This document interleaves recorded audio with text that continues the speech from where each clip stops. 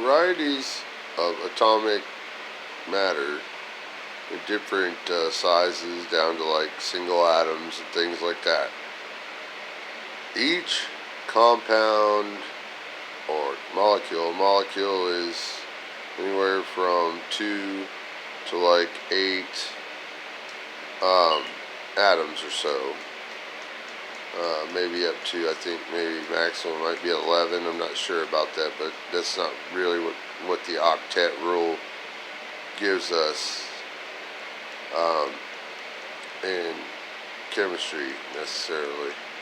But listen, in the Matrix, to be a human, to perceive light as you do as a human and see light as a color, you would never be able to see color in a matrix that's made out of a machine unless it was just like a human being's brain, which means you would have to basically model the visual circuit of the human brain out of hydrocarbons. What we know about matter is that different matters and different sized compounds can be very large and even infinite at some point. If we calculated the entire universe of compounds, we don't know how to do that, but whatever, compounds are usually finite to us, but even small compounds cannot, of all varieties in the periodic table of elements, cannot necessarily conduct just any frequency of electricity or light in that compound directly, because what you see it as a large compound is what frequency it conducts, and what electrical signal it resists and undergoes hysteresis and electrophoresis and everything else is that the frequency span that it conducts. Matter conducts generally varieties of frequencies, but not necessarily any one altogether. Okay, matter doesn't conduct all frequencies. Some frequencies do not conduct in certain atoms, molecules, and compounds, while it conducts in others. We know that light conducts in visible light conducts in hydrocarbons.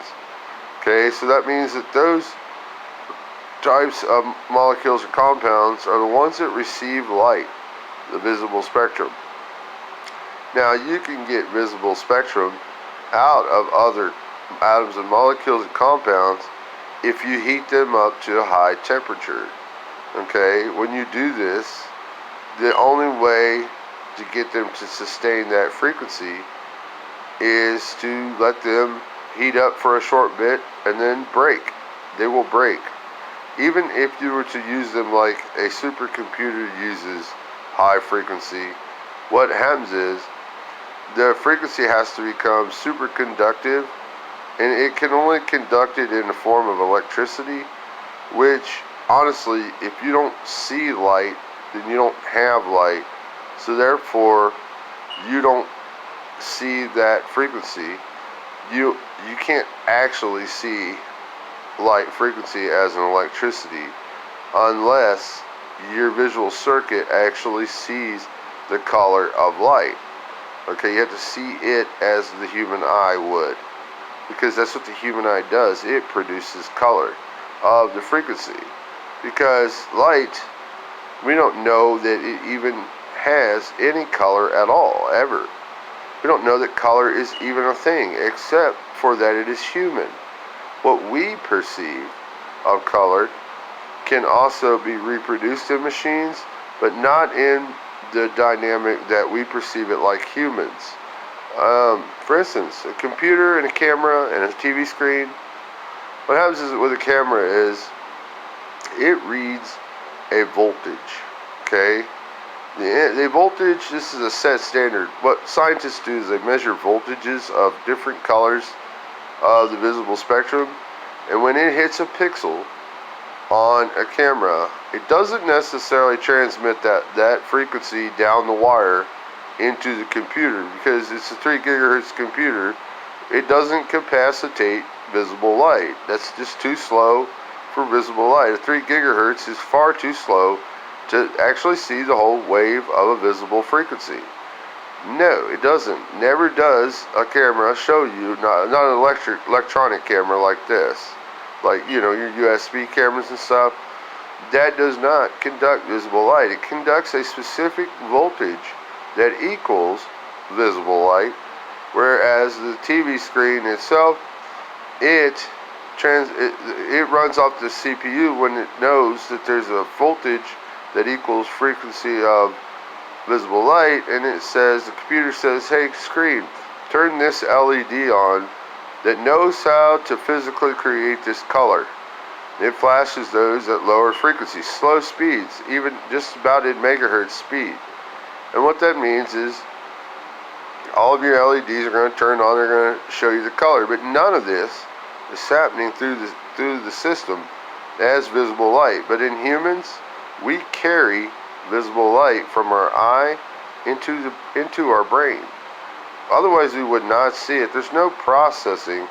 We're not that computer. We have to have that frequency in order to even know that light exists at all, to even know that the colors of light exist at all. It couldn't be possible in a machine. The machine won't perceive that color is anything at all. It cannot see. It never could. It never will, unless one thing happens.